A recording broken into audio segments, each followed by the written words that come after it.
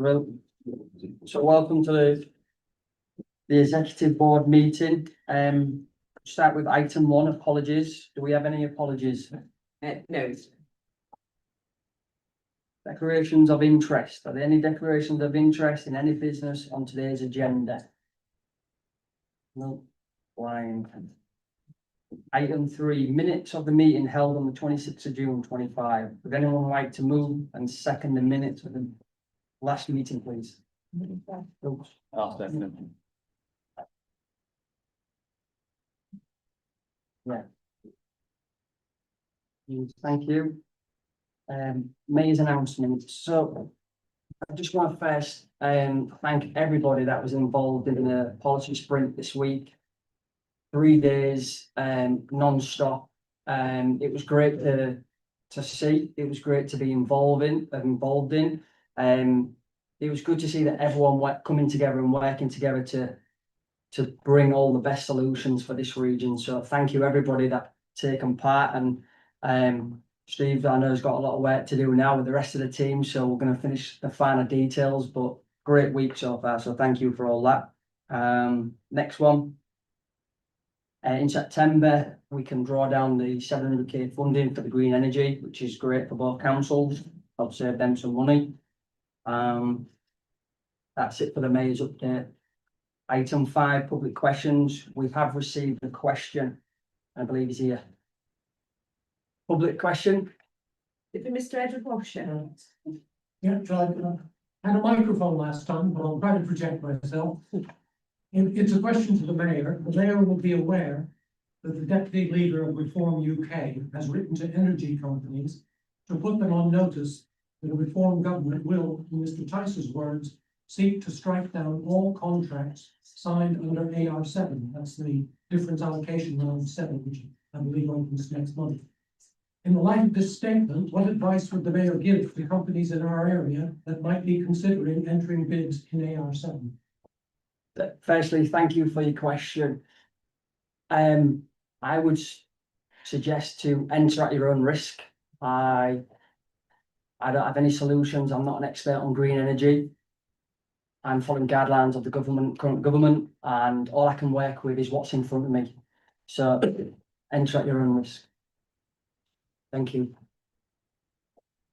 Allocation of portfolios. I'll ask Jane to confirm portfolio. Thank you, Mr. Mayor. This report, agenda item 6, asks the board to approve both the member portfolios for the current municipal year and also the allocation of those portfolios. The detail of them are set out in the appendix to the report, but they are intended to align with the devolved functions of the combined authority, which are economic development and regeneration, adult education and skills, transport functions, and housing supply, regeneration and placemaking functions. The proposed allocation of portfolios for the 25-26 municipal year are that the mayor holds both his own overarching portfolio and fit and healthy, that Councillor Anne Handley holds the investment portfolio, that Councillor David Tucker holds the transport portfolio, Councillor Michael Ross skills, and Councillor Jackie Dadd housing. The intention is that the portfolios should be kept under regular review and reviewed at least annually. Usually that would be at the next AGM. I don't propose to say anything else about it, but I'm happy to take any questions. All good? All agree? Yeah. So one point on the investment portfolio, there's no mention of the business board in there, which surprised me in terms of the engagement piece. And I think as members know, we're going to review of both of our boards just to make sure that they continue to align with the new portfolios, with the responsibilities and devolved powers of the new combined authority. And we will be making contact with you very, very shortly to get that piece of work underway. But it will be in consultation. There's no nasty surprises coming. On similar things, so obviously the paper talks around the ability to set up advisory boards and so on. I think on skills, given there was a skills board, I've actually but to lean towards the skills board to, but that lies anyway.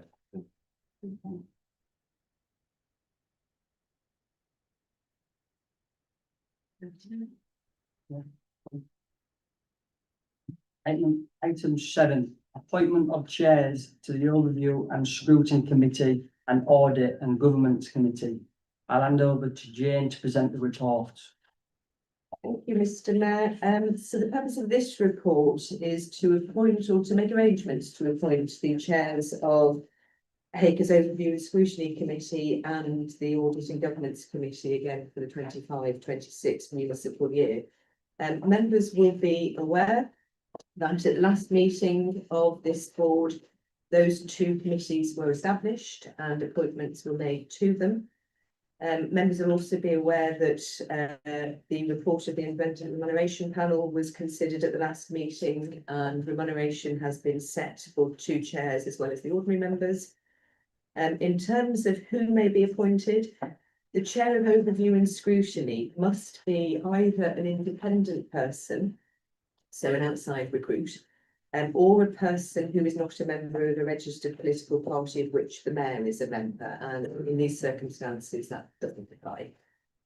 No provision has been made in the constitution for the appointment of the chair of audit and governance. However, there is a requirement for this board to make the appointment to the chair of overview and scrutiny. I've set out some options in the report about how you might go about this. Option 1 is that the combined authority choose to make appointments to the chairs of both committees. Option 2 is that the combined authority elect to allow the committees themselves to elect their own chair. And option 3 is that we seek to recruit an independent person to be the chair of both committees. I'm not going to say anything else, but again, I'm very happy to take questions. Any questions on that? So shall I go first? I mean, I think this has been an interesting process to get to the point of getting to a position where we can put a name forward. My personal preference is that there is a logic in the committees themselves actually being responsible for who does it, because it does feel a bit weird that this committee decides essentially who's going to take the chair of a committee that is there to scrutinise the work of this committee on. So I'm personally open to option 2, I think is what you outlined there, delegating it down to the committees and recognising that that might need to come back to us if the agreement can't be reached at those committees. On audit, well, I think members there will obviously have their views, but I think having spoken to some of the audit members, I think there is a desire to see an independent person chair audit, as happens in other places, but less than exclusively. But open to other views as well. Okay, so first and foremost, we have had a change on our scrutiny, so I have to just raise that. It's no longer Councillor White, it will be now Councillor Meredith. He will be our chair of that. Now, I was under the impression, and Jane, I'm happy for you to correct me if I'm wrong here, that it came from Westminster in the original papers that the board chooses a chair. And if we were to change that, then we would have to go back down to Westminster to get that changed. Please correct me if I'm wrong on that. I don't think you're quite right. Okay. No, it's So fine. the way that we've written into the constitution is that it is for this board to make the appointment. Okay, We can ask the committee to nominate, and then this board at the next meeting would confirm the appointment. So it's half right, half wrong. right, okay. Thank you. So I think are we proposing that the first item is that we decide which option we're following, whether we're. I think so, yeah. Can I just chip in, because my personal view is that given this is the first year and we just talked about the portfolio has been up for review, I think to get the board established and get the committees established, I mean the board should choose the chairs in the first year and see, because we need to get up and running with that. And again, next year we may say that hasn't worked quite as well as we'd hoped. then we can review that. But I think personally, option one would be where I would go with this. Should we take a vote on it? So, Yeah, because I mean, councillor Ross wants to do option six, so. I mean, if there's perfect, like, if there's a desire to go down that route, then I'm fine with that, I guess.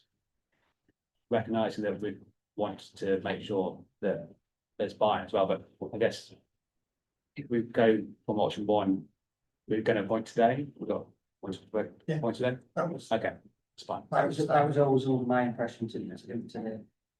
Yeah, I mean, obviously the next question, do we have any nominees to chair the scrutiny committee? Well, I will nominate councillor Healy from the scrutiny committee to chair that. Are you- Well, I think we were looking at councillor Meredith from East Riding, Right, okay. because we need one for, just before we go any further, do we need one from either? Are we looking at having one from Hull and one from East Riding? Was that the kind of, or? That was your suggestion in the report. There's Okay. no requirement for there So- to be so- one from each council, but that was the suggestion. Okay, so we don't have anybody really at all, so we will be nominating councillor Meredith for our chair. So shall we take it in first hand, Yes. Right, yeah, so we'll take a vote on the chair's scrutiny. Everyone who's in favour of councillor,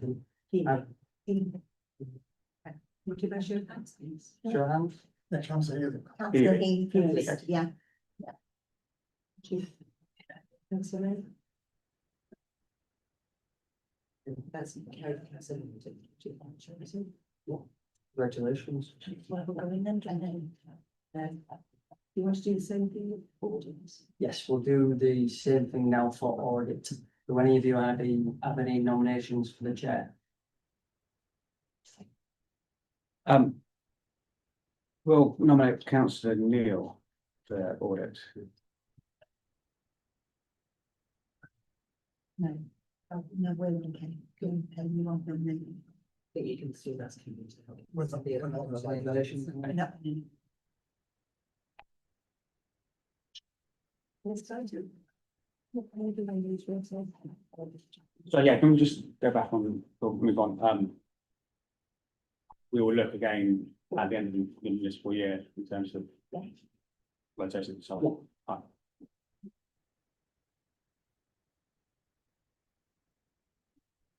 Item 8, reports from any other committee. I'll hand over to Amanda. Thank you, Mayor.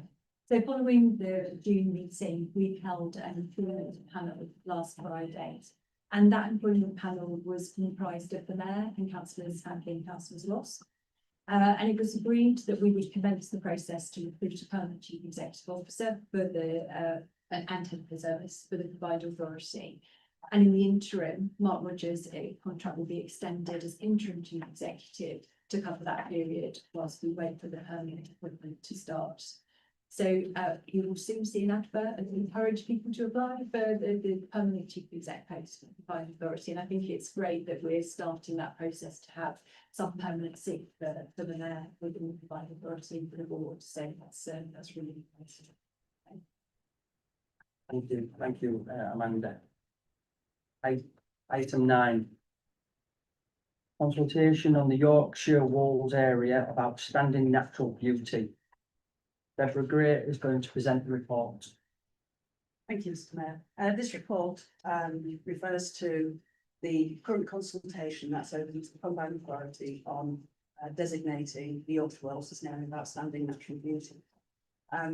As a new combined authority, Natural England approached combined authority with an extended consultation period that would go into the end of August. Sorry, the 17th of August.